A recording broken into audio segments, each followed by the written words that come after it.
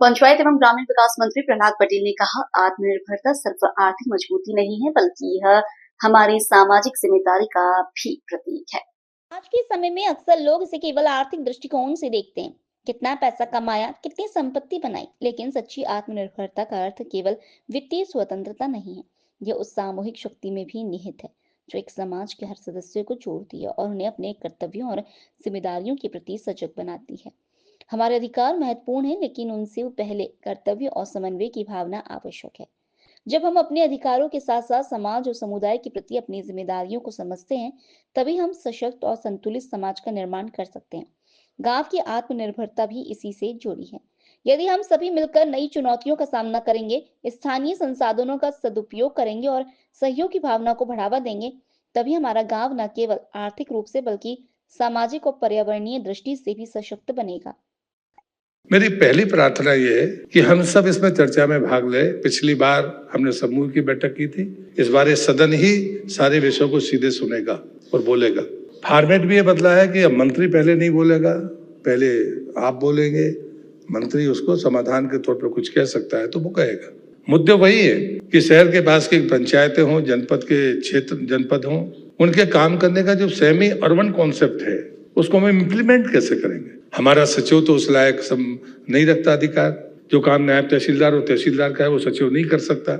Cess collection का मामला हो, आश्रय निधि को इकट्ठा करने का मामला हो, ये ऐसे वित्तीय मामले हैं जिनके बारे में हमें मिलकर सोचना ही होगा। और इसलिए मुझे लगता है कि एक अलग बहस चलती है कि विधायक हैं, सांसद हैं, उनके हस्तक्षेप है। हस्तक्षेप नहीं हो सकता, इसमें टकराहट जनप्रतिनिधियों में नहीं हो सकती है। जिसके जो अधिकार की सीमा है उसमें वो काम करे तो कोई समस्या नहीं है। एक असेंबली का कोई मेंबर है तो उसको सम्मान मिलना ही चाहिए। अन्यथा पूछ लिया जाता है कि सांसद जी कैसे आ सकते हैं, सांसद का प्रतिनिधि कैसे आ सकता है। हमारे पास में अगर सदन में वो अधिकार हैं तो यदि कोई जनप्रतिनिधि आता है तो उसे तो सम्मान मिलना ही चाहिए।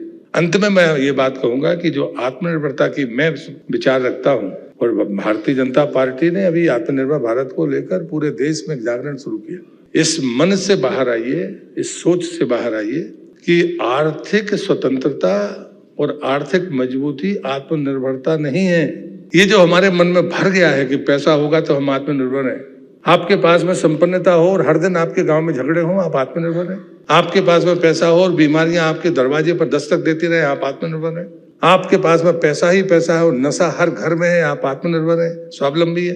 आप कैसे कह सकते हैं? अब इस देश के सामने नई चुनौतियां हैं। बीमारी भी बाहर से आती है, वो हमारी मर्जी से नहीं आती।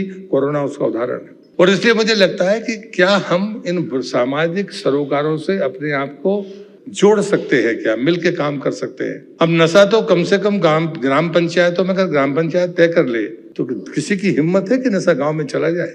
और इसलिए नए विकास के साथ में हमारी नई चुनौतियां हैं। वो चुनौतियां जिसमें विस्तार में अगला सत्र मेरा है, मैं उस पर बात करूंगा और विस्तार से बात करूंगा। मैं उस आत्मनिर्भरता पर बोलूंगा और मैं ये मानता हूं कि इन नई चुनौतियों से हम कैसे सामना करेंगे। एक तरफ हम ये सोचते हैं कि हमारा गांव जिंदा रहे और दूसरी तरफ हम शहरी जीवन से ओत प्रोत है।